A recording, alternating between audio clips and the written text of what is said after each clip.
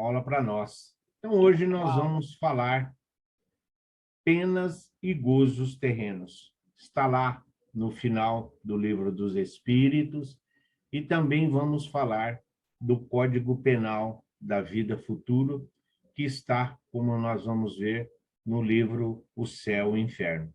Então, nós vamos ver penas como significativo aqui de culpa, penas como castigo, como uma punição, gozos como alegria, como satisfação, como prazer, e também o Código Penal da Vida Futura.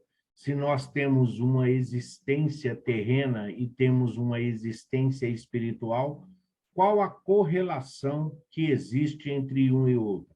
Se a reencarnação é um reflexo do nosso aprendizado e teórico, e aqui estamos colocando em prática, quando nós partimos daqui do mundo terreno, da terra, do mundo material e físico, chegando à espiritualidade, qual será? Como que nós vamos encontrar? Nós vamos estar na posse das nossas conquistas ou realizações, ou os nossos débitos irão nos acompanhar? Então, nós vamos discorrer sobre esses benefícios. Qual a finalidade do sofrimento em nossa vida? Por que nos incomodamos tanto com os momentos infelizes?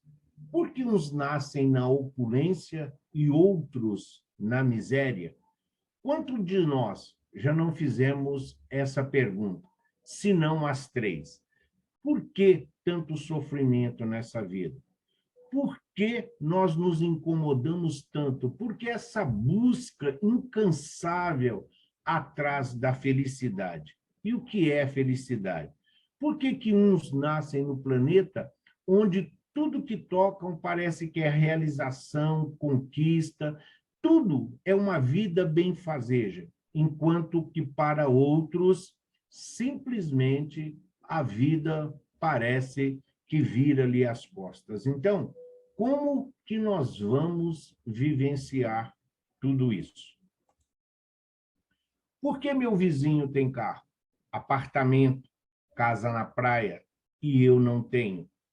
Estas são algumas das muitas questões que podemos formular para introduzir o nosso pensamento nesse tema de grande valor moral para a nossa alma enfermiça. É claro que aqui é só colocação. Por que meu vizinho tem carro, apartamento, casa na praia, sítio? Por que que tem um emprego nessas condições? Por que que fulano tem isso? Por que que fulano faz aquilo? Por que que o ciclano vive disso? Por que meu chefe? Por que minha colega de trabalho? Por que o meu colega? Por que minha cunhada? Então, por que tantas questões povoam a nossa vida, povoam a nossa mente, insulando muitas vezes o nosso espírito nos caminhos diversos e muitas vezes errôneos da nossa caminhada? Em criminologia, a pena é o castigo infligido ao delinquente como retribuição da infração que ele comete.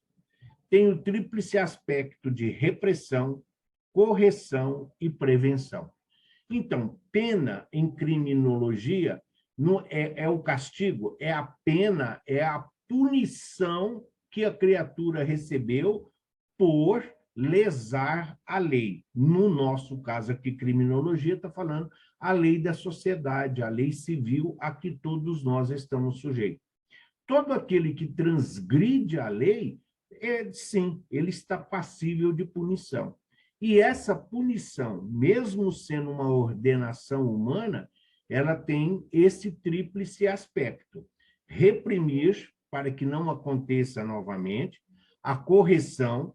Então, ao mesmo tempo que você reprime, tirando da sociedade essa criatura perniciosa que está em distonia com os demais, é a maneira da corrigenda para que ele possa aprender, cumprindo ali a sua punição e voltando a viver em sociedade, ao mesmo tempo que é preventiva, porque as criaturas, vendo e presenciando uma punição à transgressão da lei, todos eles vão ter como exemplo e procurar levar uma vida digna.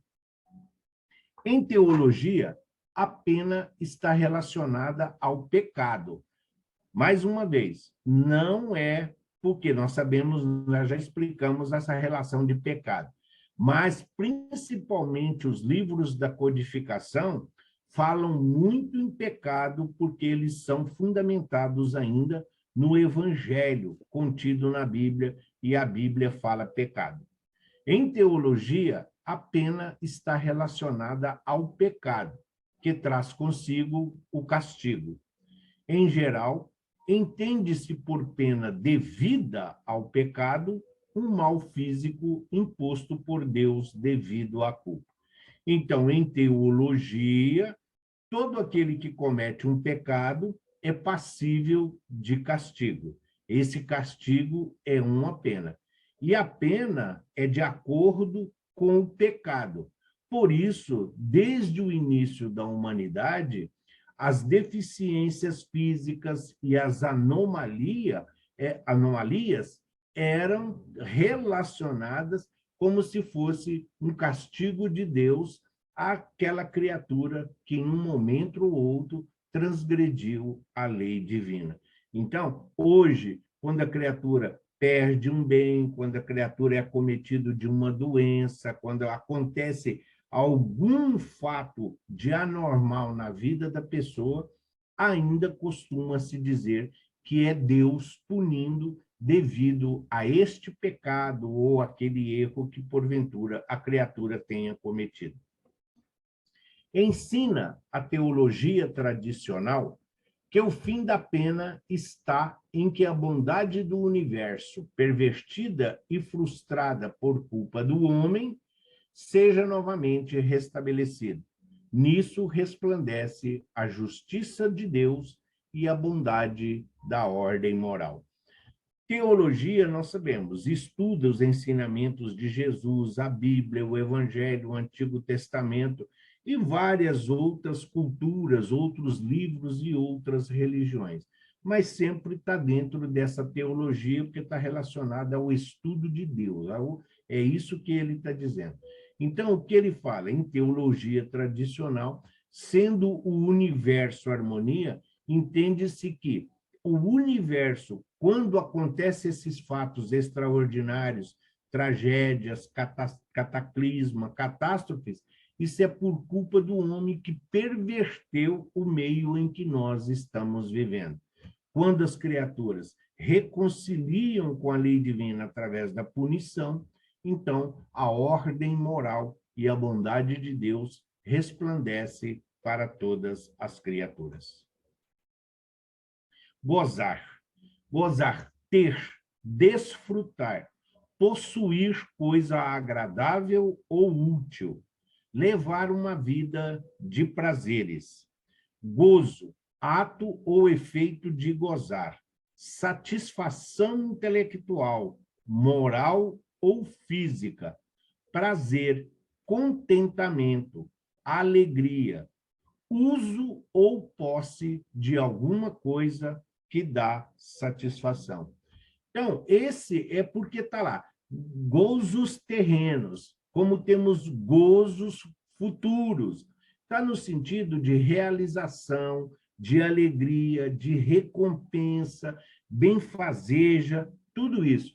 Mas nesse sentido literal, então engloba tudo isso, porque tudo isso são coisas materiais, tudo isso está ligado ao nosso planeta. Todas essas coisas, ter, desfrutar, satisfação intelectual, prazer, satisfação, tudo isso, muitas vezes, é o que o homem, o ser humano, a humanidade busca numa fuga da realidade que a grande parte não tem ainda compreensão e entendimento. As criaturas, por desconhecer o mundo espiritual e a vida depois da vida, então, levam a gozar a vida, aproveitar essa vida no seu limite, muitas vezes extenuante mesmo para o corpo físico, acarretando ao espírito muita dor e sofrimento no seu retorno à pátria espiritual. Perdas de entes queridos. Para muitos, é uma punição. Se a terra é uma prisão que serve à alma para purgar os seus débitos, expiar o seu passado, o espírito que vai primeiro liberta-se desse castigo. Então, é o que está lá no livro. Ele está fazendo uma colocação. Se a terra é uma prisão, como muitos dizem, é uma prisão para o espírito, porque o corpo físico, através dos seus órgãos, cerceia muitos dos movimentos e das tendências perniciosas do espírito. Então, se a terra, o espírito está aqui para quitar seus débitos, a sua dívida, para expiar o seu passado, aquele que vai primeiro, que desencarna primeiro, que morre primeiro, liberta-se desse castigo. Por que querê-lo ao nosso lado? Por que privá-lo de sua felicidade no mundo espiritual para sofrer mais tempo aqui conosco? Quem foi, liberta-se do planeta e das suas provações. Então, a resposta é bem clara, ao mesmo tempo que é muito objetiva. Se a criatura já cumpriu a pena, se a criatura já passou por aquela punição, por que nós vamos querer mantê-la amarrada, ligado, algemado a nós, enquanto nós caminhamos aqui, ainda nas nossas provações, nas nossas expiações? Então, essa criatura liberta do corpo físico, nada mais do que procurar a felicidade no mundo espiritual, através do aprendizado, do estudo, e muitas vezes em melhores condições de ajudar aqueles que ficam. Então, essa perda de entes queridos, quando nós compreendemos a continuidade da vida e dos laços de amor da nossa família espiritual, é isso que nos conforta, é isso que nos deixa o alento do reencontro para breve, dentro de quando nós também quitarmos o nosso débito com a lei divina. Se suportarmos com coragem, se soubermos impor silêncio às nossas lamentações, haveremos de nos felicitar quando estivermos fora desta prisão terrestre. Como o paciente que sofre se felicita ao se ver curado, por haver suportado com resignação um tratamento doloroso. Então, aquela criatura que está padecendo de uma convalescência, ficou no hospital, muitas vezes na UTI, passou por cirurgias, passou por várias situações, remédios, medicação, muitas vezes amarga, doída, distante dos seus entes queridos, mas ele estava ali exatamente passando todas essas intempéries, todas essas situações, mas para que ele pudesse se curar, para que ele pudesse se recuperar. Então, quando recebe alta do hospital, ele fica feliz, assim como toda a família, os amigos, aqueles da verdadeira afeição, ficam felizes pela sua recuperação, pelo seu retorno ao convívio com todos. Então, assim é também quando nós deixamos o planeta Terra, que nós possamos ser merecedores de aqui estar no planeta regenerado, mas os que retornam antes de nós, que eles possam nos receber quando chegar a hora da nosso retorno ao mundo espiritual. É isso que está dizendo o texto. Decepções e ingratidões. Quando estivermos envoltos com esse tipo de sofrimento, lembremos-nos de que a ingratidão é filha do egoísmo, e o egoísta encontrará mais tarde corações insensíveis como ele próprio o foi. Como nós estamos falando de penas e gozos terrenos, nós estamos falando das pessoas que são tristes, que têm tristeza, das pessoas que têm depressão, das pessoas que têm ansiedade, das pessoas que se sentem inúteis, das pessoas que não se sentem valorizadas, das pessoas que pensam que vieram a esse mundo simplesmente para servir. Então, pelo fato de nós muitas vezes nos doarmos aos nossos familiares, aos nossos entes queridos, à nossa família consanguínea e todos os agregados que se juntam a nós no decorrer da nossa existência, muitas vezes nós não temos a gratidão, o reconhecimento que nós esperamos, mas é preciso entender que não cabe a nós ficar cobrando esse tipo de sentimento, porque as pessoas muitas vezes vão ser falsas, elas vão falar de algo apenas para nos agradar, não que elas verdadeiramente estejam sentindo. Agora, isso não significa que elas não terão a própria reparação.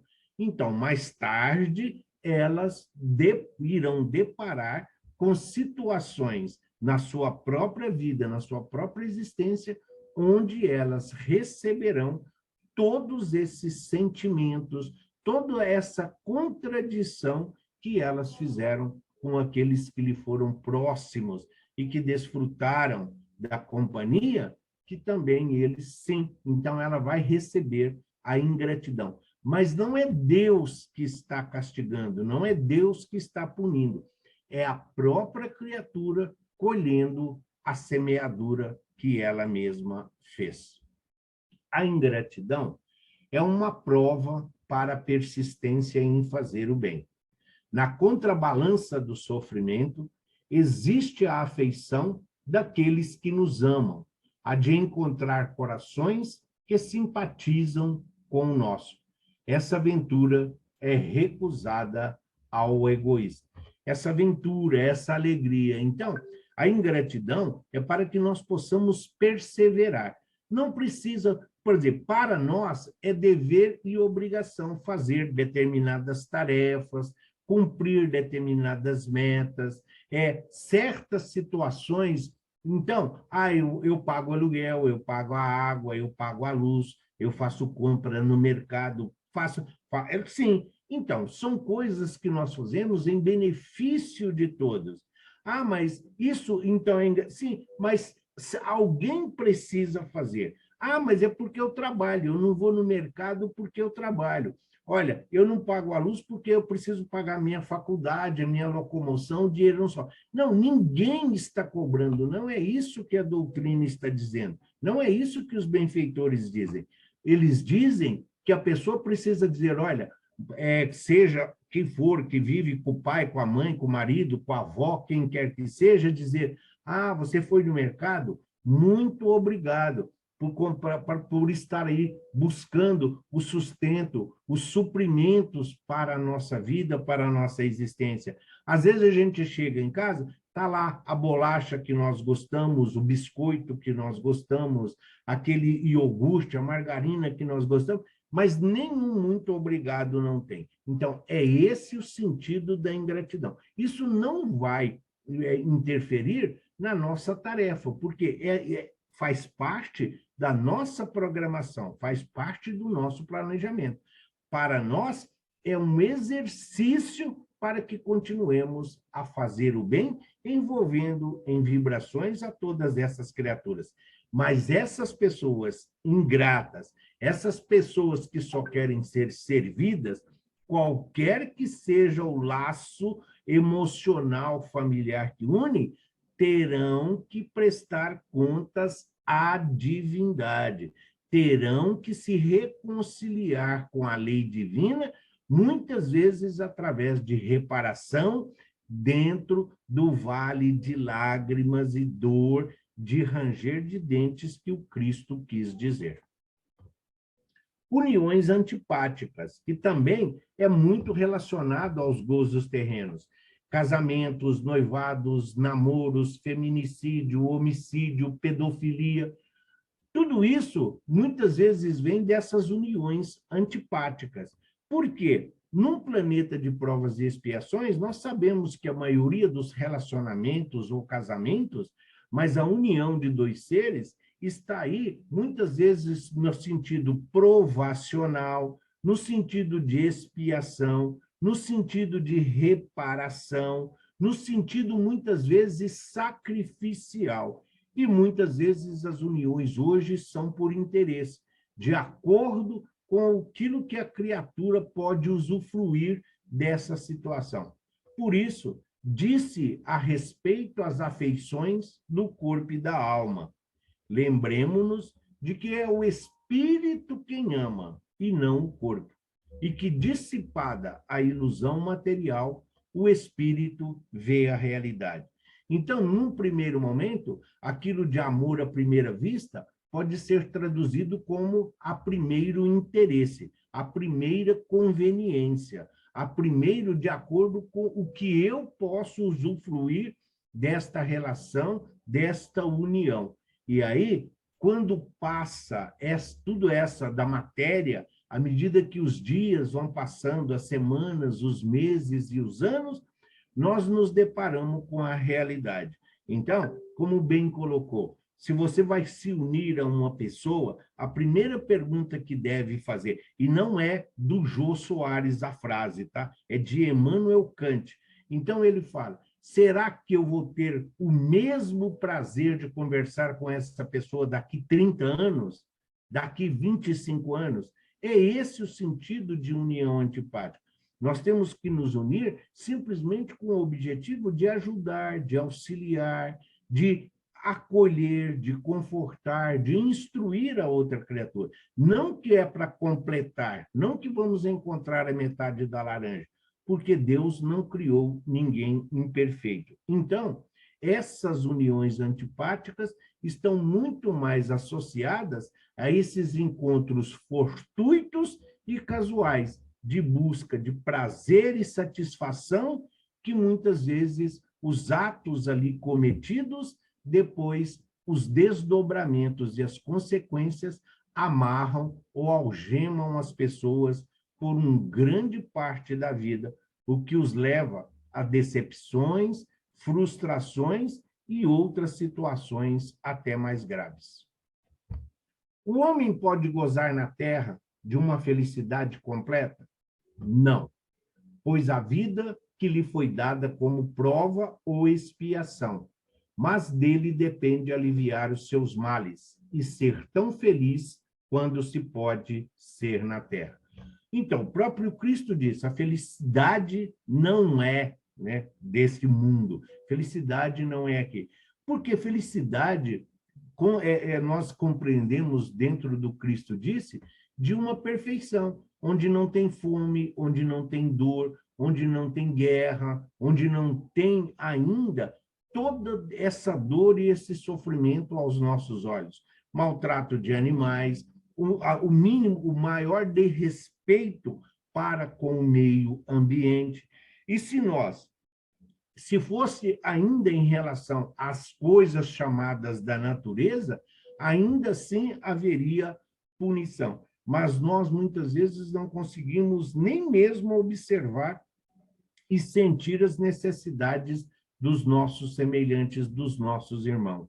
Por isso, não se tem imagem de Nossa Senhora da Aparecida rindo, de Santo Expedito, de Santo Antônio rindo, como não tem nenhuma imagem de Jesus rindo. Por quê? Como que um espírito perfeito, um espírito que já atingiu a situação crística, como que ele pode ver feliz vendo tanta dor e tanto sofrimento, principalmente causado pela cupidez, pela inveja, pelo egoísmo e pelo orgulho? Então, é o que ele está dizendo.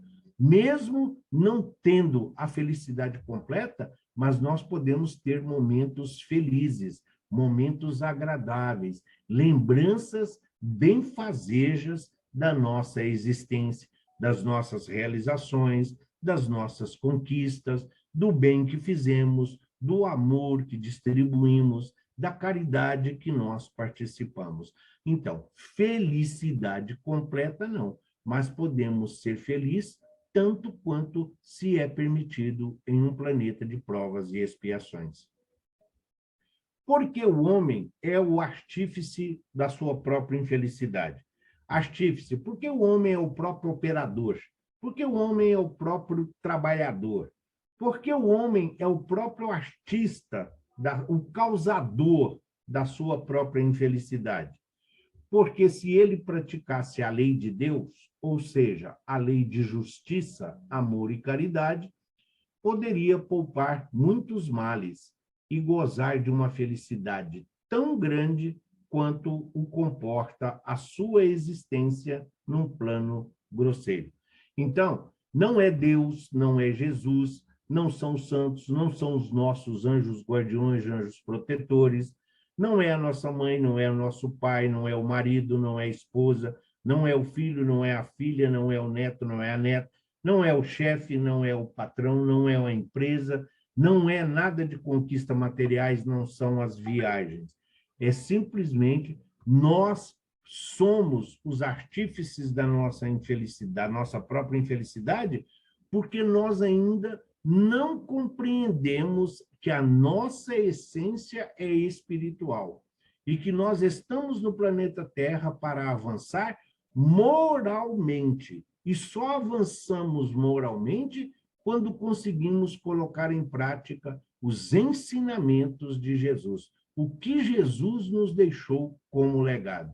É essa a grande diferença. Então, sim, podemos ter muitos, vários, podemos, como nós temos muitas criaturas, nós falamos isso aqui em aulas passadas, Francisco de Assis, Chico Xavier, Irmã Dulce, Martin Luther King, o próprio Gandhi, Anália Franco, são pessoas que alcançaram a felicidade, mas não de acordo com a nossa concepção. Eles alcançaram felicidade, sim, aqui, fizeram o bem, levaram o amor, ajudaram, auxiliaram, deixaram um grande legado de exemplificação para todos nós.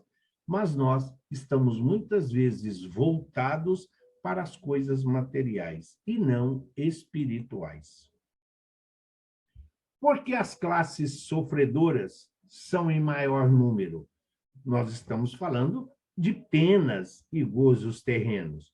Por que as classes sofredoras são em maior número? Porque tem muito mais gente sofrendo no planeta do que gente feliz. Porque o planeta Terra é ainda um planeta de provas e expiações. Quando o homem tiver transformado a Terra em morada do bem e dos bons espíritos, não mais será infeliz neste mundo, visto que todos procuram praticar a lei de amor e da fraternidade. Sim, um planeta de provas e expiações, a dor é para todos, sofrimento opcional. A dor é um grande aprendizado e o sofrimento é a oportunidade bendita de reparar nossos erros e as nossas imperfeições. Quando nós, através do conhecimento, da informação, quando nós, cientes e conscientes do mandato, da complexidade da vida, corpo, espírito, matéria e espírito, quando nós tivermos uma ciência mais completa dessa necessidade, sim, o planeta será melhor. A dor já não será tanta, o mal já não vai prosperar, o interesse egoístico e orgulhoso dará lugar a simplesmente aos ensinamentos de Jesus. Paciência, tolerância, piedade e, acima de tudo, o mais importante, resignação para continuarmos a nossa caminhada. Recebemos nesta vida os efeitos das infrações que cometemos às leis da existência corpórea, pelos próprios males decorrentes dessas infrações e pelos nossos próprios excessos. Então, é o que ele está dizendo. Tem um C a mais aqui, mas tudo bem. Recebemos nesta vida o que nós estamos. Se nós somos os artistas, se nós somos os trabalhadores da nossa própria infelicidade, é porque nós estamos colhendo aquilo que semeamos.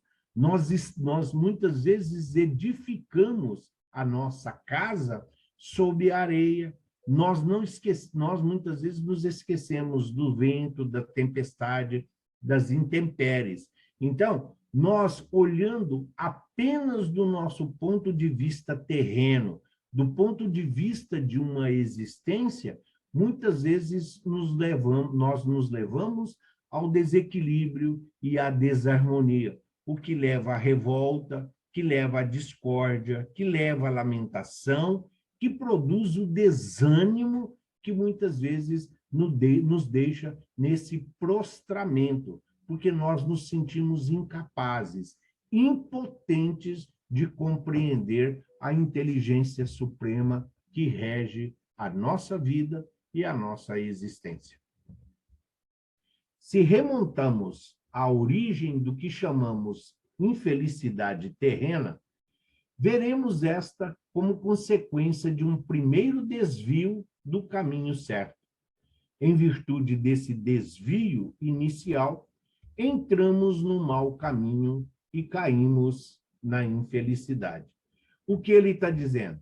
Muitas vezes, as criaturas, ao que chega à madureza da vida física, muitas vezes já com a família estabelecida, já trabalhou em vários departamentos, em várias situações, teve vários ofícios durante a vida, e aí a criatura não encontra a paz, não encontra ali a harmonia, o equilíbrio que ele queria. E aí, quando começamos a voltar, quando voltamos à fita, quando rebobinamos a nossa existência, nós vamos encontrar lá atrás, quando nós saímos do caminho que é Jesus. Quando nós pegamos um desvio. Nós deixamos o caminho que é Jesus, porque tinha uma placa lá escrita desvio. E nós achamos que esse caminho era mais curto, esse desvio era mais curto. Esse desvio tinha menos obstáculos.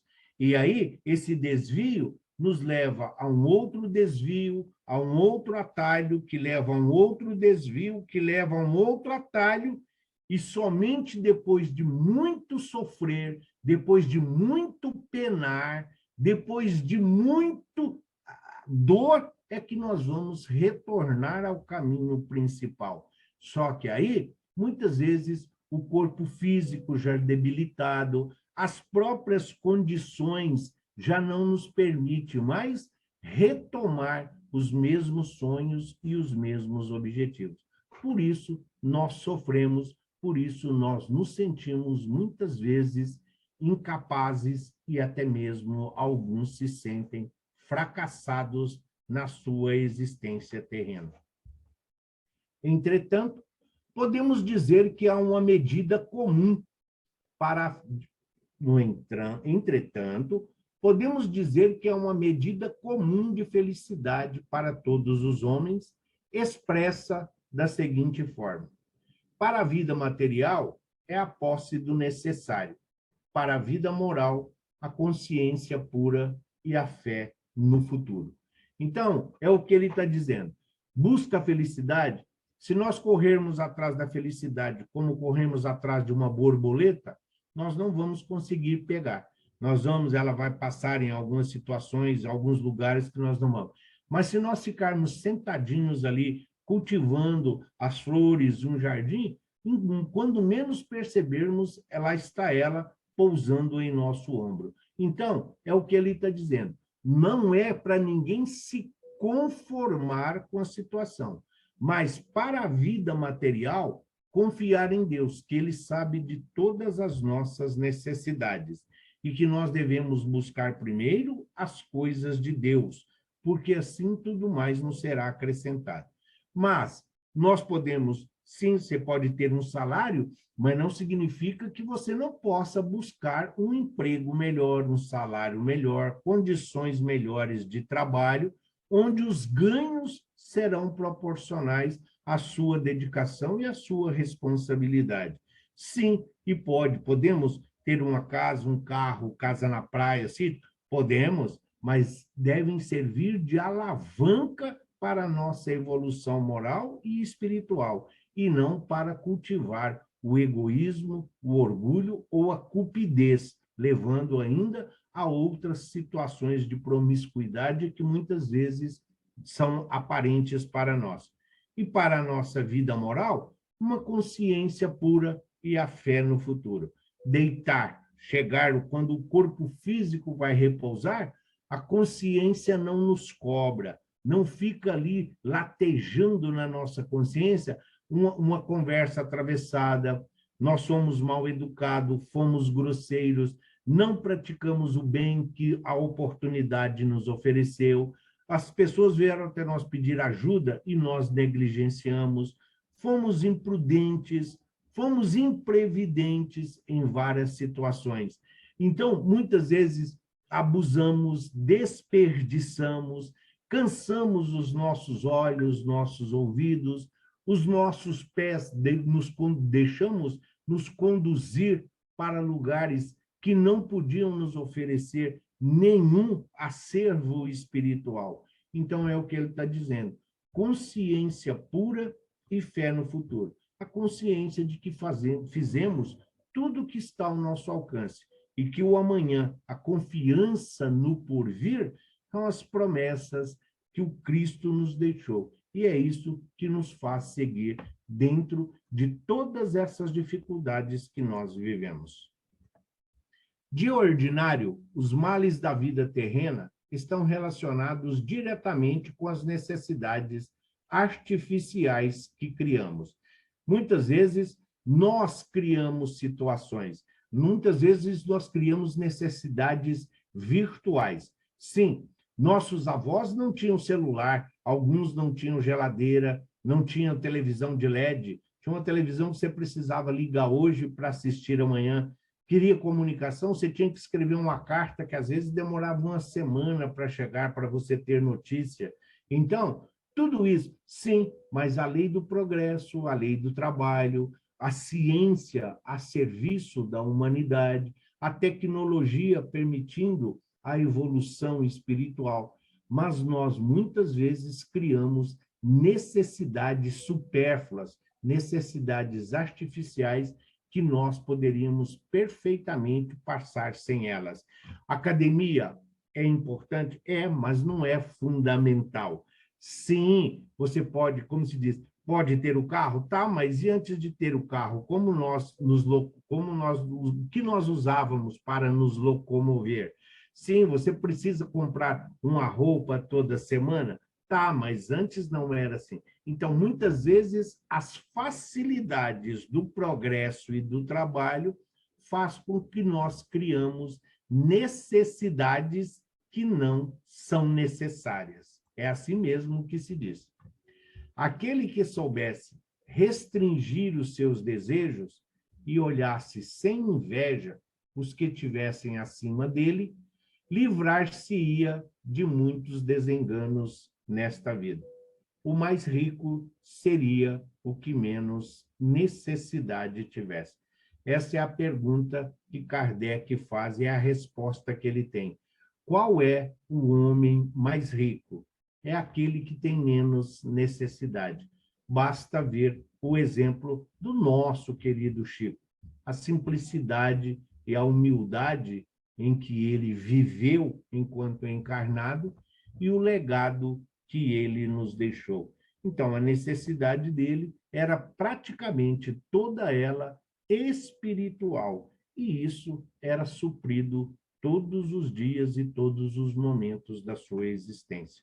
Que nós também sejamos merecedores. O homem só é verdadeiramente infeliz quando sofre a falta do necessário à vida e à saúde do corpo. Todavia, pode acontecer que essa privação seja de sua culpa. Então, só tem que se queixar de si mesmo. Se for ocasionada por outro, a responsabilidade recairá sobre aquele que causou. Então, o que ele está dizendo? Que o homem só seria infeliz na Terra se faltasse o alimento necessário à preservação da vida, à saúde do corpo. Aquelas coisas básicas, água, higiene, aquilo que é básico para a criatura sobreviver, visto os nossos selvagens, né, que vivem sem tecnologia, sem a ciência, e Deus provém as suas necessidades. O que ele está falando?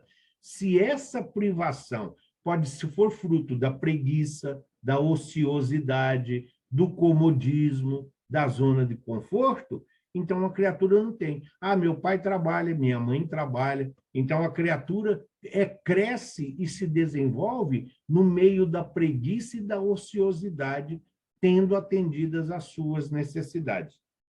Isso ele mesmo está causando a sua infelicidade futura.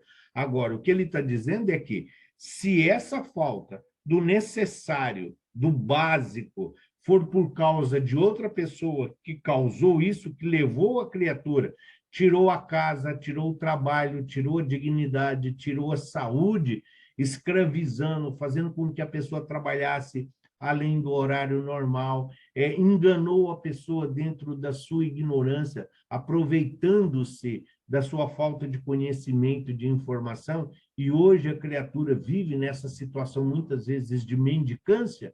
Então, é o que eu estou falando. Quem causou isso é que será o responsável. É o escândalo necessário. O escândalo é necessário, mas ai daquele porque venha o escândalo, porque esse será muito mais responsabilizado do que aquele que vive a situação.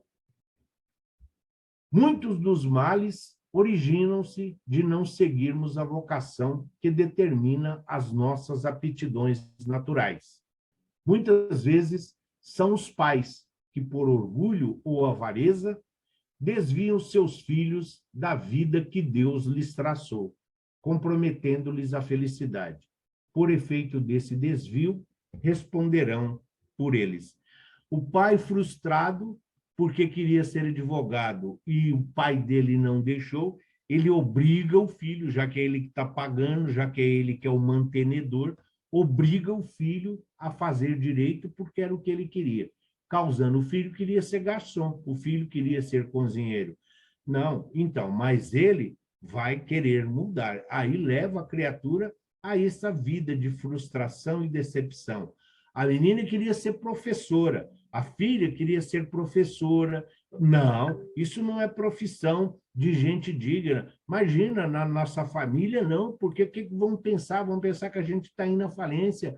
Não, não, você vai estudar para ser médica, para ser dentista, para ser isso, para ser aquilo, pesquisador. Não, uma criatura queria ser professor. Não, não aceita. Então, a criatura vai formar, vai até exercer a sua profissão frustrada, decepcionada, ou seja, já que ela não pode chegar e entregar o diploma para o seu pai, para sua mãe, dizer, ó, tá bom, você queria que eu me formasse nisso?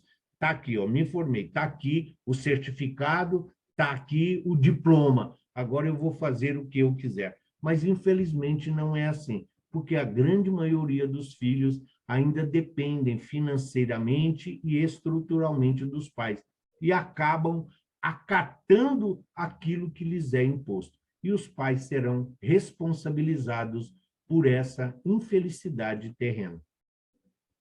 Algumas vezes, os sofrimentos materiais independem da vontade do homem, que é quase o próprio causador deles. Porém, mais do que estes, os sofrimentos morais são gerados pelo orgulho ferido, pela ambição frustrada, pela inveja, pelo ciúme e todas as paixões que são tortura da alma.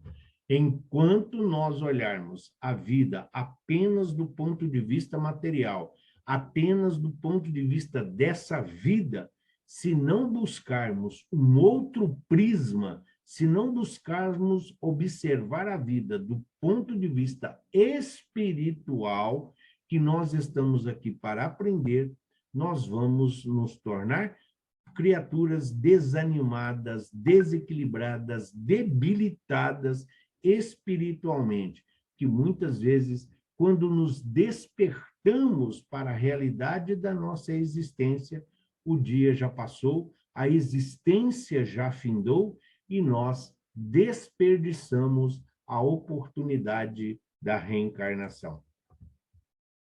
O homem mais preso à vida corpórea do que à vida espiritual, a morte o assusta, porque dele duvida do futuro e porque tem de deixar no mundo todas as suas afeições e esperanças. Então, aquele que é mais apegado à matéria, às coisas físicas, aquele que praticamente desconhece o mundo espiritual e a continuidade da vida, que não conhece nada, não sabe o significado de reencarnação, de vidas de passadas e de vidas futuras, essa criatura, sentindo aí muitas vezes aproximar o fim da existência, porque nós trazemos isso também inato em nós, então a criatura lutou a vida inteira dentro de uma ambição muitas vezes desmedida, dentro de uma ganância para deixar a sua posteridade uma vida mais tranquila, mais confortável do que a que ele teve, essa criatura acaba se apegando de tal forma às coisas materiais, porque ele vai voltar, vai morrer e vai deixar tudo isso aqui, não podendo levar consigo. E isso acaba, muitas vezes, apressando ainda mais o seu retorno ao mundo espiritual, exatamente por não saber lidar com esse desapego. Enquanto eu tomo água, perguntas ou dúvidas de penas e gozos terrenos?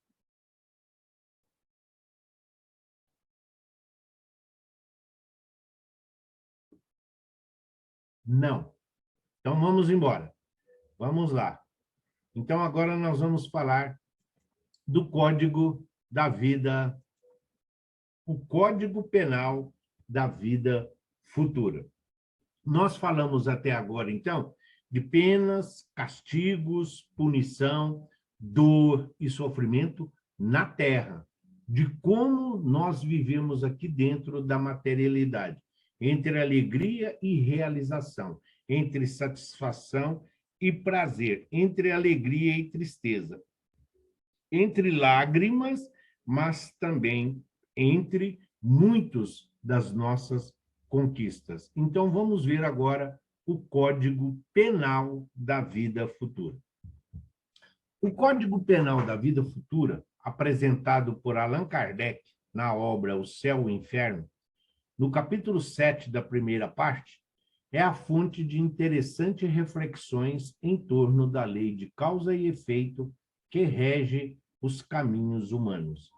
Céu e Inferno, como nós sabemos, o quarto livro lá da série da codificação, ele vem então falar nesta primeira parte do capítulo 7, onde ele fala exatamente do nosso retorno à pátria espiritual e o que nos espera, ou como lá chegaremos e de que forma passaremos a viver, dando a continuidade da vida que aqui nós iniciamos. Ninguém jamais imaginou que as almas depois da morte se encontrariam em tais ou quais condições.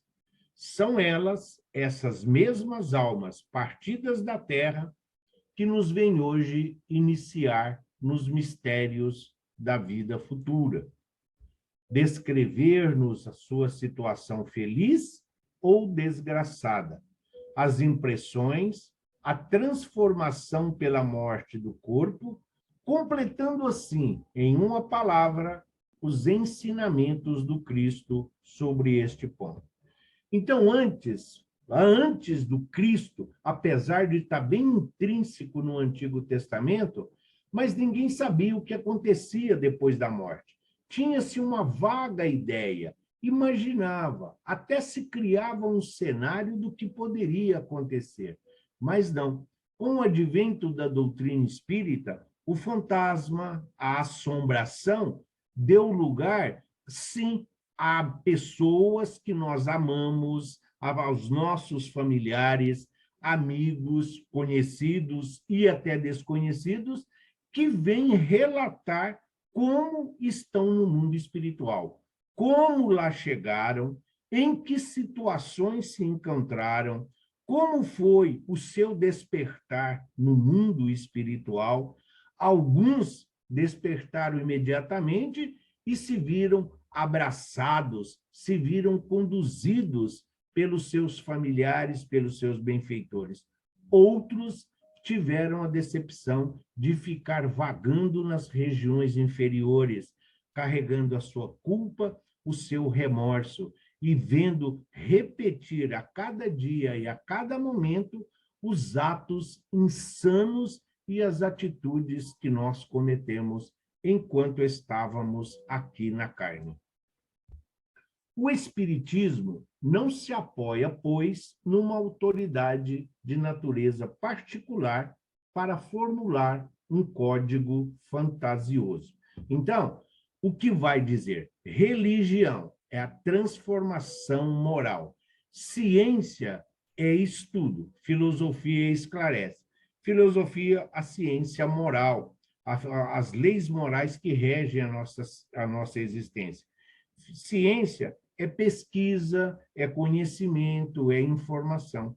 E a religião é a transformação moral. Então, o Espiritismo não cria um código particular ou pessoal. Não é nada disso. Mas sim partindo do relato, partindo do depoimento que os próprios espíritos vêm nos trazer, é que foi formulado esse código que está lá no céu e inferno. Suas leis, no que toca ao futuro da alma, são deduzidos de observações positivas sobre os fatos e podem ser resumidos da seguinte maneira.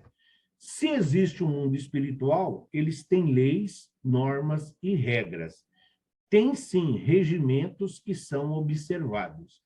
E aqui, lá como cá, o livre-arbítrio é respeitado.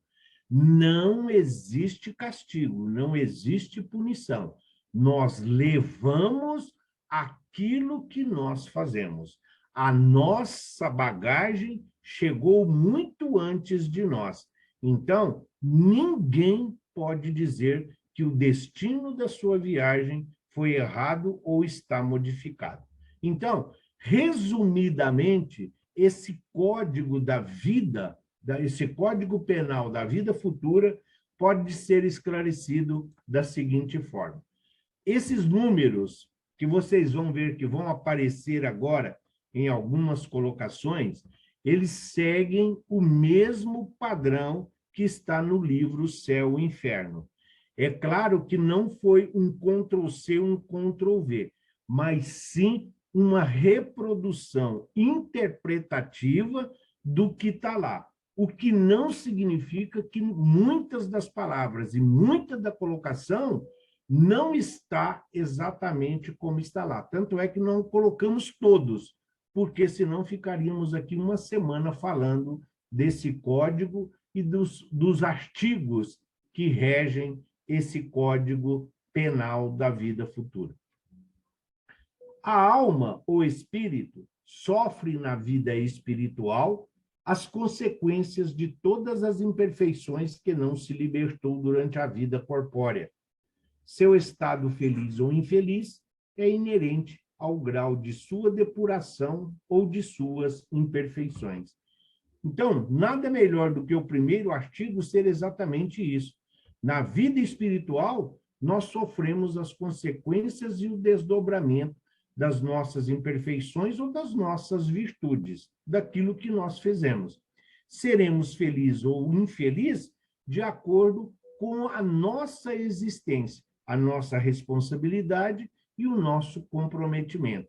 Nós fizemos as coisas para passar pela porta estreita ou aproveitamos a porta larga da perdição? É isso que ele está dizendo.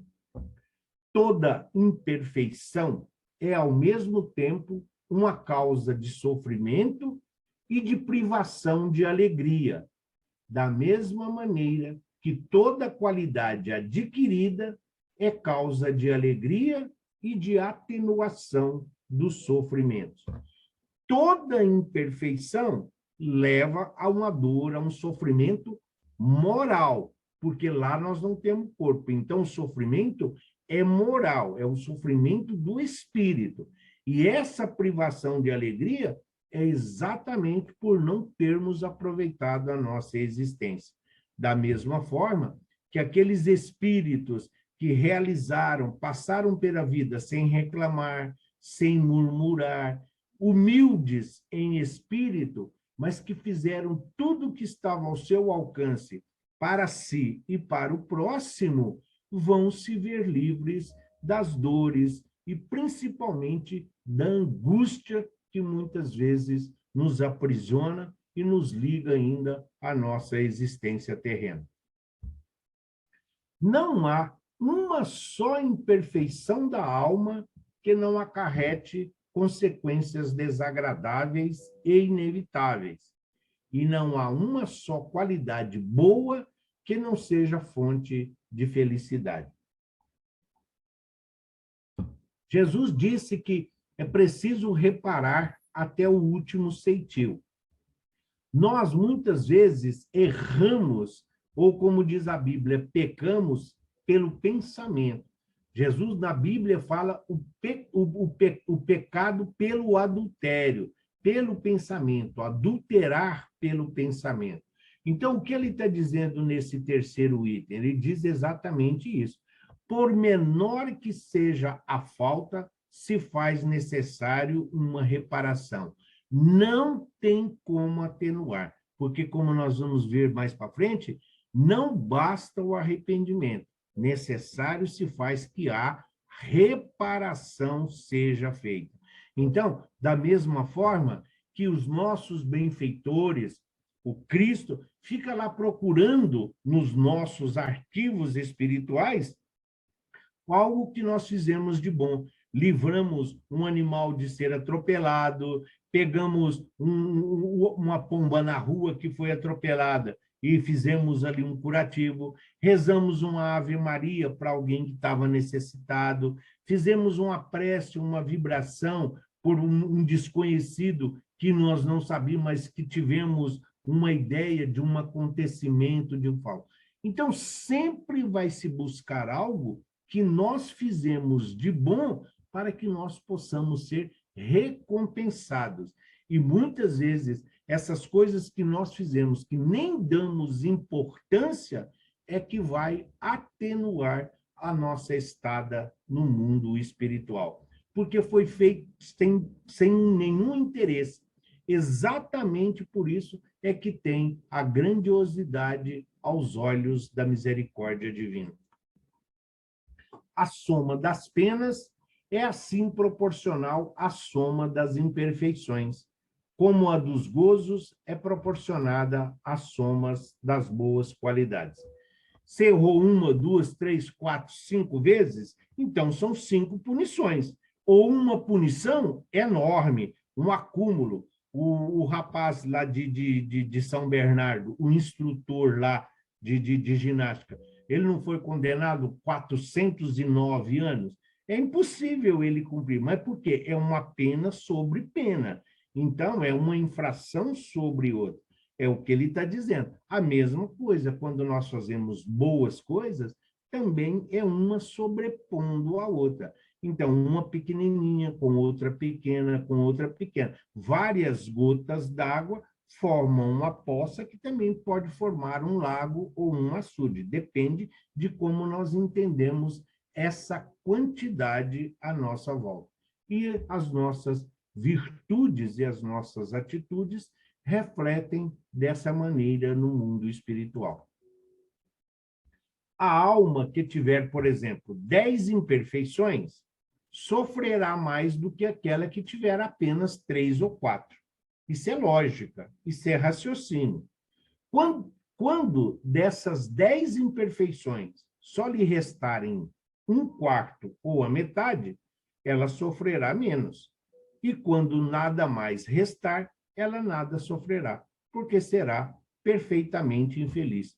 Então, a criatura é mal educada, a criatura é arrogante, a criatura é petulante, a criatura é egoísta, a criatura é orgulhosa, e por aí vai uma série de coisas. À medida que vai deixando essas imperfeições, vai deixando esses vícios e vai adquirindo qualidades, então o sofrimento vai sendo atenuado. O sofrimento, a dor vai sendo diluída exatamente pelas conquistas morais da criatura.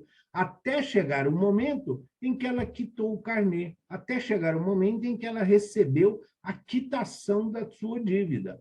Não sendo mais devedor, não tendo mais nenhuma imperfeição a ser corrigida ou reparada, a criatura será feliz. Chegou no hospital, lá, depois de um acidente, fraturou a clavícula, a perna, o tornozelo, isso e aquilo. Então, à medida que vai se recuperando, fisioterapia, as dores vão sendo aliviadas e muitas vezes, às vezes fica, quem está olhando de fora não vê. A criatura sabe tudo que ela passou, mas, então, ela está apta a voltar à sua normalidade. Porque aquelas 10 situações que a impediram, todas elas foram sanadas depois de muito expiar, depois de muito expurgar. E ela está pronta. Agora só depende dela, se ela vai contrair outros débitos, outros empréstimos ou não. É esse o sentido do item 3. No item 5, ele fala assim: o sofrimento, sendo inerente à imperfeição, como a felicidade é inerente à perfeição, a alma leva em si mesma o seu próprio castigo, onde quer que se encontre. Não há, pois, necessidade de um lugar circunscrito para ela. Se eu estou infeliz aqui em casa, eu vou ser infeliz na casa do meu filho, eu vou ser infeliz na casa da minha sogra, eu vou ser infeliz na praia, eu vou ser infeliz em Paris, eu vou ser infeliz onde eu estiver. Não tem como, a infelicidade não é um lugar circunscrito, não é um lugar geográfico. É isso que ele está dizendo, tanto para a felicidade como para o sofrimento, tanto para a dor como para a alegria. Se você é feliz aqui, você vai ser feliz em qualquer lugar. Se você estiver infeliz, não tem um lugar que vai fazer com que você vai se fazer feliz. Porque isso nos acompanha, é sentimento, isso é emoção. Não é esse lugar geográfico, é isso que ele está dizendo. Então, a alma não precisa de nenhum lugar, como nós temos aqui, para os contravetores, para os malfeitores que lesam a sociedade, que transgridem a lei civil, eles são recolhidos à cadeia, presídio, casas de correção, casas de detenção. Sim, mas espiritualmente falando, não precisa. A própria consciência da criatura é que vai cobrar. Então, onde ela estiver e com quem ela estiver, ela vai ser uma pessoa atribulada e, principalmente, ali vai ficar desequilibrada perante aos seus sentimentos e de todos aqueles a quem ela dano causou. O inferno está assim por toda parte, onde quer que existam almas sofredoras, como o céu está por toda parte, onde quer que as almas sejam felizes. Nós podemos estar dentro de uma igreja, dentro de uma casa espírita e estar no inferno. Os obsessores também estão na casa espírita. A nossa culpa, o remorso, a nossa consciência nos cobra em qualquer lugar que nós quisermos. Mas, de repente, nós podemos estar numa UTI, podemos estar em um lugar sem nenhuma provisão, estarmos como um náufrago numa ilha deserta, mas estarmos gratos e sermos agradecidos pela oportunidade bendita da vida. Então, céu e inferno também não é uma região geográfica, não é um lugar pré-determinado. Não, isso tudo são estados de consciência. As criaturas se reúnem por afinidade daquilo que fazem e daquilo que comungam. O bem e o mal é opcional. Não fazer o bem que se pode fazer é uma prova de imperfeição. Se toda a imperfeição é a fonte de sofrimento, o espírito deve sofrer, não só por todo o mal que tenha feito, mas também por todo o bem que podia fazer e que não fez durante a sua vida. Então, você tem um monte de roupa lá no armário que você não usa. Tem um monte de mantimentos que estão lá até mesmo vencendo, criando bichinhos, caruncho, mas, não vou não, porque a casa espírita já está dando cesta básica. Ah, não, porque a casa espírita atende os moradores de rua com roupa, com sapato, com isso, com aquilo. Ah, eu não vou fazer. Fica acumulando. Então, isso sim é um bem que poderia fazer e não fez. E depois, quando nós chegarmos ao mundo espiritual, eles vão dizer: você não leu lá no Evangelho de Jesus que se alguém te pedir a túnica, para você dar também o manto? É exatamente isso que ele está dizendo. Muitas vezes nós deixamos de fazer o bem. Ah, não vou ajudar não, porque a igreja já está distribuindo comida. Tá, mas você pode perfeitamente bem passar na padaria, comprar um saquinho de pão, pede para dividir em dois, três, e se você passou, encontrou alguém, entregue, distribua. Você pode comprar 1 quilo de ração, dividir em vários saquinhos, em várias embalagens, e deixar, porque oferecer a comida ao morador de rua é capaz, muitas vezes, dele dar a comida para o animal e ele continuar com fome, porque é a única companhia que ele tem. Então, nós também precisamos raciocinar dentro daquilo que está ao nosso alcance fazer. Quando se diz fazer o bem que está ao nosso alcance, é em todas as áreas, é em todos os departamentos. Nós precisamos ter visão periférica daquilo que acontece à nossa volta e não olharmos como se fôssemos nós o centro do universo. A justiça de Deus, sendo infinita, todo mal e todo bem são rigorosamente levados em conta. Se não há uma única ação má, um só mau pensamento que não tenha consequências fatais, também não há uma única ação boa, um só movimento da alma, numa palavra, o mais ligeiro mérito que fique perdido.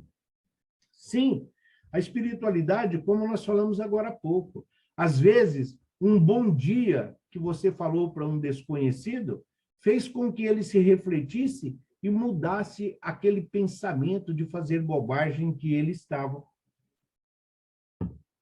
Muitas vezes, um diálogo numa fila do supermercado, do ônibus, do metrô, na sala de espera do médico, do dentista, de uma consulta, de um exame, andando na rua, às vezes 2, 3 palavras, um diálogo ali rapidamente que você tem com a pessoa, fez com que ela mudasse os pensamentos, afastasse as companhias, as sintonias espirituais que estavam envolvendo.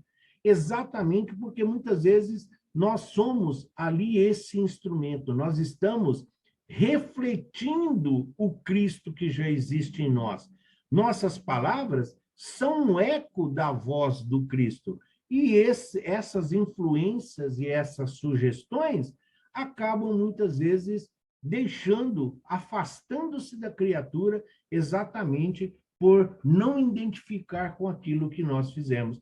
Mas para nós, como nós fizemos de uma forma tão natural, nós nem achamos que fizemos nada. Mas para o mundo espiritual, tudo isso é contado. Da mesma forma que se nós, aquelas mínima transgressão, passei fora da faixa e causou um acidente. Você pegou 13 laranjas da feira por uma dúzia, porque você já conhece o rapaz da barraca, e ele nem conferiu, e você pôs 13 lá em vez de 12. Se essas pequenas falhas contam, pequenas virtudes e pequenas ações também contam a nosso favor. Toda falta que se comete, todo mal praticado é uma dívida contraída e que tem que ser paga. Toda falta que se comete, todo mal praticado é uma dívida contraída e que se tem que ser paga. Se não for nessa existência, será na próxima ou nas seguintes, porque todas as existências são solidárias entre si. Muitas vezes, nós cometemos erros que nós não temos condições, por exemplo, de reparar em uma só vida. Nós, por exemplo, quando estudamos, e quem teve a oportunidade de estar conosco ontem sabe disso, os suicidas, por exemplo, é um ato translocado, é um ato, muitas vezes, sob influência, é um ato que tem várias variantes e várias nuances. Sim, mas isso não tira a culpabilidade do espírito, porque ele tem um livre-arbítrio de fazer ou não. Mas essa reparação, muitas vezes, no caso dos suicidas, só para refazer o perispírito, muitas vezes precisa de 3, 4, 5 encarnações para que depois ele comece a verdadeiramente reparar. Então, precisa reparar o perispírito, precisa depois angariar condições, recursos e mecanismos para depois começar a reparar. É como se nós colocássemos fogo, numa semeadura, numa plantação. Nós vamos lá e colocamos fogo. Então, é preciso esperar o fogo, depois você precisa preparar novamente a terra, é preciso adubar, hidratar, preparar tudo, para depois você semear. E muitas vezes, essa primeira semeadura não vai atingir o objetivo que tinha. Por quê? Porque está ainda em recuperação o solo fértil que foi totalmente prejudicado. É isso que ele fala. As existências, as nossas reencarnações, elas estão interligadas umas com as outras. Aquilo que se paga na existência presente não será cobrado na seguinte. Nós não podemos pagar em duplicado. Nós já temos dificuldades de pagar uma só, imagina pagar 2 vezes, como se fosse a conta de luz. Debitou lá no crédito, no débito automático, e você foi lá na lotérica e pagou. Sim, aqui no mundo físico, dentro da nossa existência, você tem um estorno que eles te dão muitas vezes, mas não devolve o dinheiro, você vai ficar uma conta sem pagar. Espiritualmente falando, é isso. Uma vez que quitou o débito nessa, na outra nós estamos livres. Para que você vai ficar guardando um carnê que está quitado? Para que você vai ficar guardando uma promissória que já foi liquidada? Por que você vai ficar guardando um aviso do Serasa se você já quitou a dívida? Então, nem vamos mais lembrar disso. É importante não adquirir um novo débito ou fazer um novo empréstimo. O espírito sofre de acordo com as suas imperfeições, seja no mundo espiritual, seja no mundo corporal. Todas as misérias, todas as dificuldades que ele enfrenta na vida corpórea são as consequências de suas próprias imperfeições. As expiações de faltas cometidas nesta mesma existência ou nas existências anteriores. Essa ideia que se tem, ou que se tinha, de que, chegando ao mundo espiritual, todo mundo vira anjo, todo mundo vira santo. Ainda é muito comum ouvir isso nos velórios. Por isso, se não tem o que falar, é melhor não falar nada, ficar calado. Ficar atribuindo ali ao defunto, ficar ali à pessoa que desencarnou, que não está, colocar nele virtudes e qualidades que ele não tinha, é mentir. Mas também ficar apregoando as suas fraquezas e as suas deficiências, isso é falta de caridade. Então, por quê? Foi um bom pai, foi um bom marido, foi um bom patrão, não foi isso, foi aquilo. Sabendo que ele não foi. E depois, principalmente isso, essa é a nossa visão do que é bom. Ser bom aqui no mundo e ser bom perante as leis divinas, existe um abismo entre um e outro. Então, é o que ele está dizendo. Ninguém de nós, simplesmente, nós vamos chegar lá da mesma forma que o Chico, da mesma forma que Francisco de Assis, da mesma forma que o Dom Helder, não chegou lá e se transformou num malfeitor.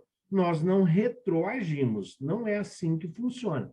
Eles continuam bons. Se já eram bons, vão continuar bons. Mas quem é ruim, quem é mau, também vai continuar. Só que não existe penas eternas. Quando a luz se fizer e ele clamar pela misericórdia divina, será imediatamente auxiliado para começar a sua reparação. Pela natureza dos sofrimentos e das dificuldades que a criatura enfrenta na vida corpórea, podemos julgar a natureza das faltas cometidas numa existência anterior e as quais as imperfeições que a causaram. O que ele está dizendo? Ninguém precisa fazer terapia de vida passada. Ninguém precisa fazer regressão. Se o esquecimento é uma bênção que Deus nos concede, então, para que saber o que nós fizemos lá atrás? Queremos saber se nós fomos príncipes, fomos princesas, se fomos alguma figura importante?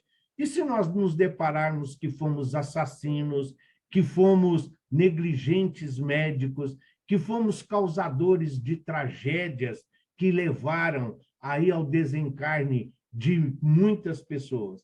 Então, é o que ele está dizendo. Ninguém precisa fazer essa regressão ou procurar saber. Pelas nossas tendências, nós sabemos o que fomos. Pelas nossas dores e sofrimentos e as dificuldades que nós enfrentamos, nós temos uma vaga ideia do que nós fizemos na vida pretérita. E no mundo espiritual, não tendo o corpo, lá nós não podemos mentir, porque os espíritos que sintonizam conosco, sejam os elevados que têm esse acesso pela misericórdia divina e o amor de Jesus, mas os nossos desafetos e aqueles que comungam conosco, eles vão pelo pensamento. A comunicação era pelo pensamento. E lá não tem como mentir, como se mente nas redes sociais. Apresentar uma vida que não se vive. Porque lá nós estamos desnudos, lá nós estamos nus, lá nós refletimos aquilo que nós somos, sem nenhum acessório e sem nenhum hábito para esconder os nossos defeitos. A expiação varia segundo a natureza e a gravidade da falta.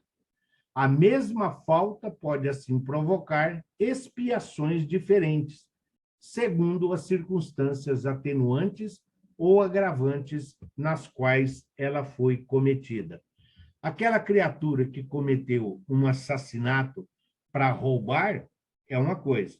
Aquele que roubou porque precisava se alimentar para saciar a sua fome é outra coisa. Aquele que assassinou, que matou em legítima defesa porque estava em vias de ser ele exterminado, é uma outra situação. Então, o Código Penal da Vida Futura, ele mostra que não existe uma vala comum.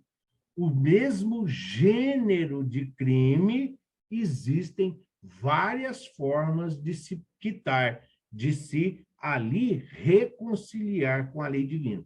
Não importa a forma, existem várias, e os benfeitores escolhem aquela que melhor aprouver de acordo com a evolução espiritual e o conhecimento que o espírito já detém.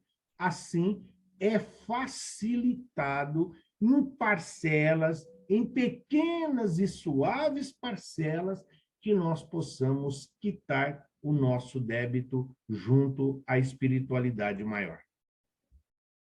O arrependimento é o primeiro passo para o melhoramento, mas ele apenas não basta, sendo necessários ainda a expiação e a reparação. Arrependimento é o primeiro passo, é a tomada de consciência, mas não basta apenas se arrepender. É preciso lembrar que o erro é só a primeira vez. A partir da segunda vez, o mesmo erro já é uma opção. Então, arrepender-se não é o suficiente. É preciso clamar e reparar dentro das circunstâncias que nos envolvem. O arrependimento, a expiação e a reparação são as três condições necessárias para apagar os traços de uma falta e suas consequências. É um trio, é uma tríplice colocação que se faz necessária dentro da nossa reparação com a lei divina. Arrependimento, expiar e reparar. Arrependeu? Sim, agora nós vamos lá reparar, vivendo aquilo que nós causamos aos nossos semelhantes. O arrependimento suaviza as dores da expiação, porque desperta a esperança e prepara a reabilitação. Mas somente a reparação pode anular o efeito ao destruir a causa. O perdão seria uma graça e não uma anulação da falta. Quando Deus nos perdoa, quando nós pedimos perdão a Deus, Ele nos perdoa, se nós estivermos arrependidos. Mas o perdão de Deus não anula a falta. É isso que as pessoas precisam entender em termos de perdão. Quando a dificuldade nossa com o perdão na nossa família, nos nossos amigos, o ambiente de trabalho, na nossa vida material, na nossa física, é porque o perdão, ele não anula a falta, de maneira nenhuma. É um voto de confiança, é uma nova oportunidade, é uma segunda chance, mas não anula a falta que foi feita. É preciso reparar. E, na maioria dos casos, espiritualmente falando, a expiação só vem em uma nova reencarnação. Porque muitas vezes esses atos mais lamentáveis, esses atos mais tristes da nossa existência, muitas vezes nós não conseguimos reparar dentro da própria existência. Paulo de Tarso conseguiu reparar dentro da própria encarnação tudo aquilo as atrocidades que ele havia cometido. Mas olha a grandeza do espírito que foi Paulo de Tarso. E entre os seus mártires lá estava Estevão. Estevão perdoou? Perdoou, mas Paulo teve que continuar a expiar na própria existência aquilo que ele havia feito. É essa compreensão, assim facilita o nosso entendimento de perdão. O arrependimento pode ocorrer em qualquer lugar e tempo. Se ele for tardio, o culpado sofre por mais tempo. A expiação consiste nos sofrimentos físicos e morais que são a consequência de uma falta cometida, seja desta vida presente ou seja após a morte na vida espiritual, ou ainda numa nova existência corpórea, até que os traços da falta tenham desaparecido. Muitas vezes nós agravamos a nossa falta no mundo espiritual. Como isso é possível? Sim, quando nós chegamos no mundo espiritual, desejosos de vingança, querendo semear a discórdia, causando atritos e discussões, quando nós nos consorciamos com as trevas, e a literatura espírita é farta, tanto nos livros que fala de obsessão do Manuel Filomeno de Miranda, todos eles, o próprio André Luiz, quando nós nos consorciamos com esses grupos das trevas para nos ajudar a vingar, a semear a discórdia, a cobrar aquilo que nós achamos que temos direito, nós estamos agravando a nossa existência. Nós estamos agravando a nossa permanência no mundo espiritual.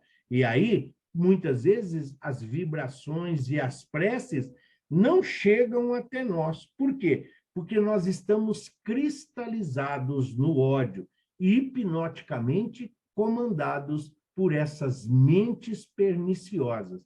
Então, no mundo espiritual, nós evoluímos e aprendemos, mas também podemos, sim, ainda adquirir mais débitos relacionados ao nosso retorno e da forma, o gênero, como que o que nos levou ao desencarne e ao retorno à vida espiritual. A reparação consiste em praticar o bem para aquele mesmo a quem se fez o mal. A reparação consiste em praticar o bem para aquele mesmo a quem se fez o mal.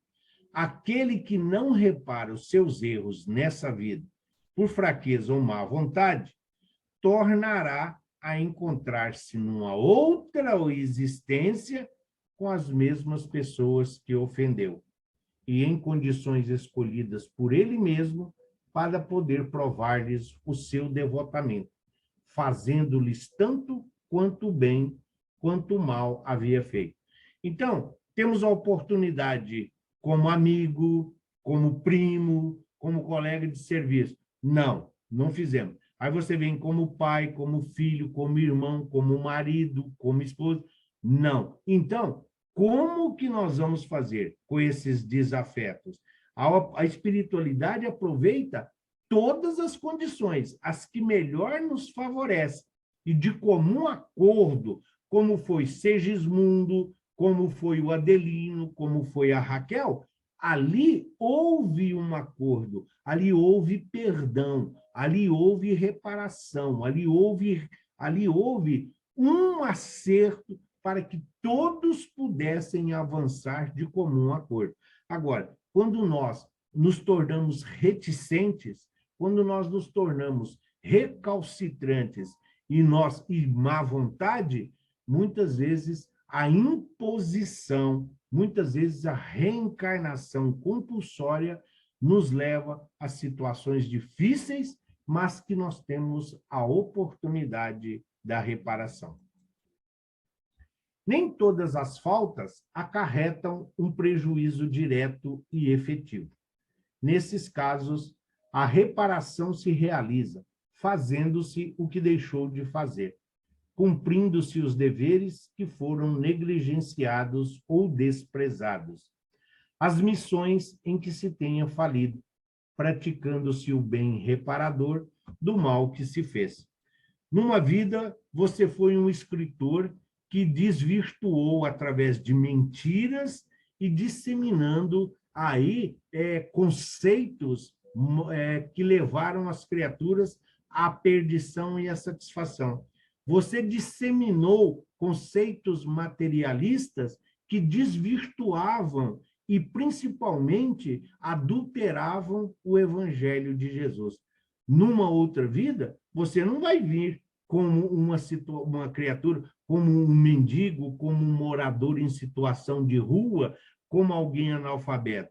Não existe essa forma. Você vai vir e vai sim. Você vai ser médium, você vai ser um médium de psicofonia, onde você vai trazer mensagens, você vai ser um orador, você vai ser um palestrante, você vai ser um instrutor, você vai ser um dirigente espiritual, onde você vai socorrer, onde você vai auxiliar encarnados e desencarnados, exatamente fazendo a devida reparação daqueles que você desvirtuou em prol dos seus interesses mesquinhos. É assim que se faz, é assim que se pratica o Evangelho de Jesus no mundo espiritual. Novas oportunidades, nem sempre nas condições favoráveis que nós desprezamos.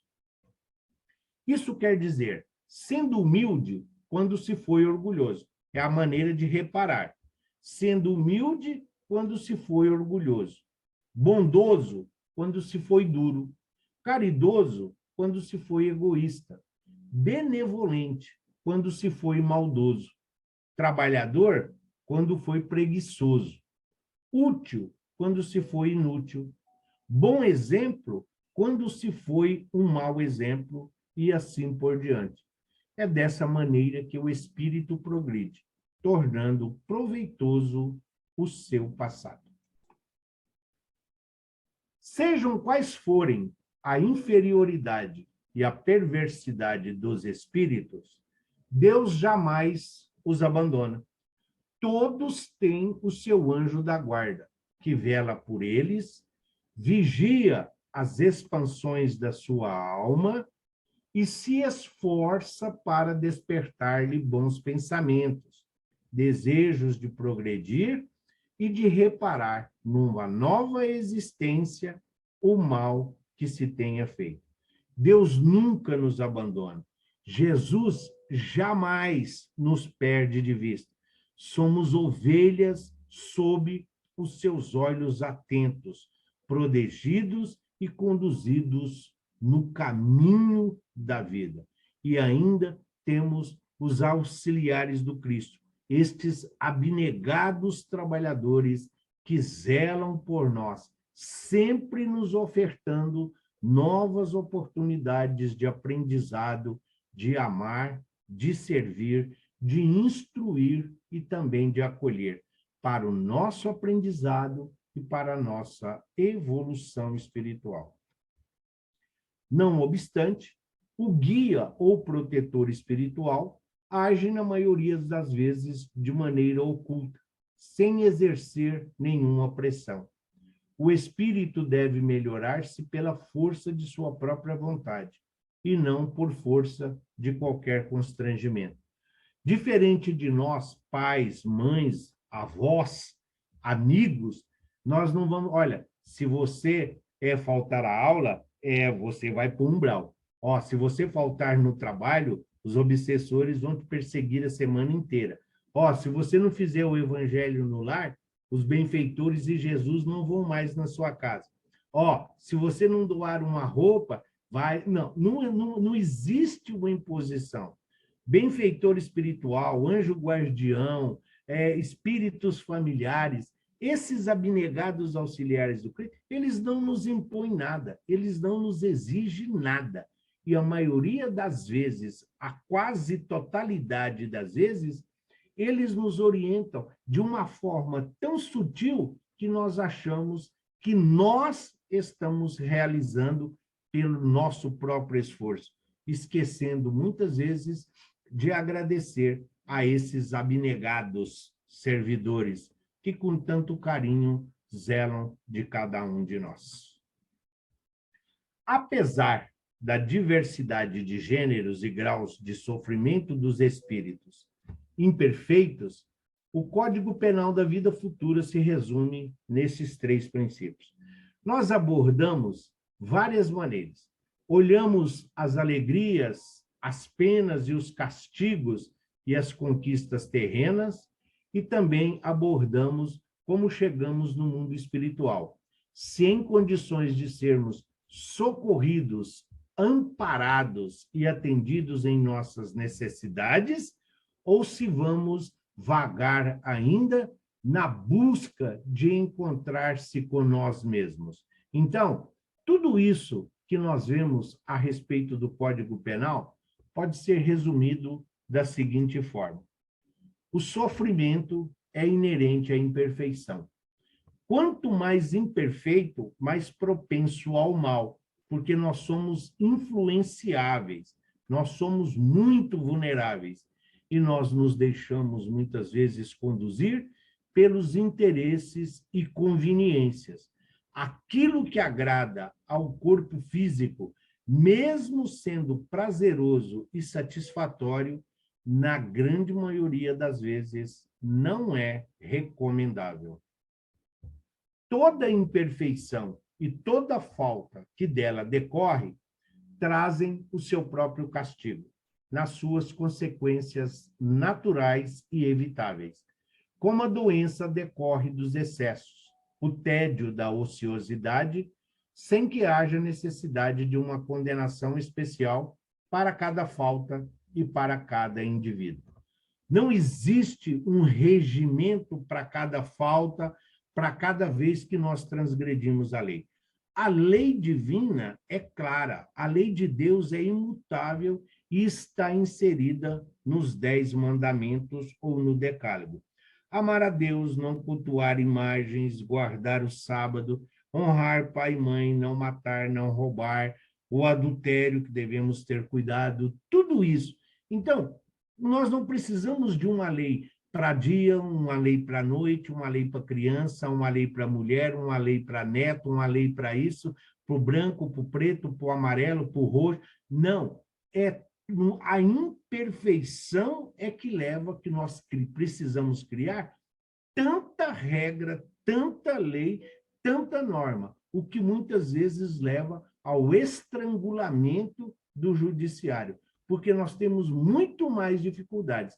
Como dizia lá o rei, o Luís XIV, as pessoas fazem o bem muito mais por medo do inferno do que para conquistar o céu.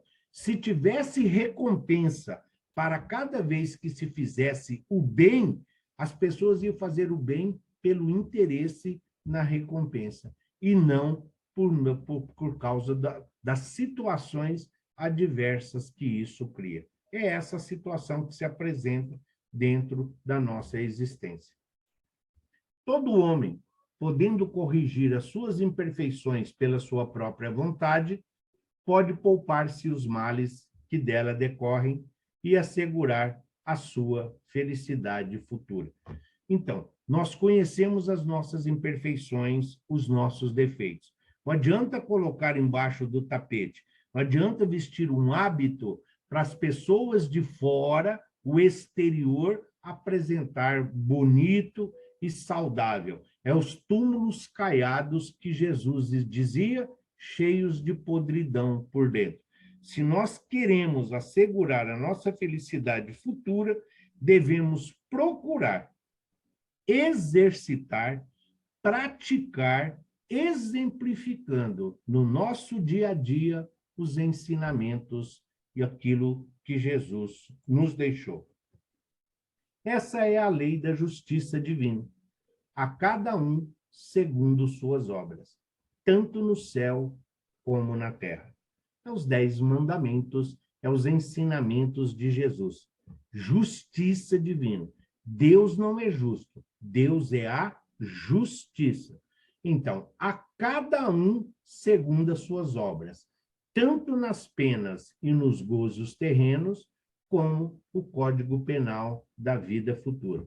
Somos hoje o efeito do que causamos ontem, mas nós temos um futuro e nós estamos semeando, nós estamos plantando. O que nós estamos causando hoje, nós vamos ter que colher no mundo espiritual. Então, não tem colocação mais direta e mais clara do que essa. Esta é a lei da justiça divina. A cada um segundo as suas obras, tanto no céu quanto na terra, tanto no presente quanto no futuro, pois o passado já nada mais podemos fazer.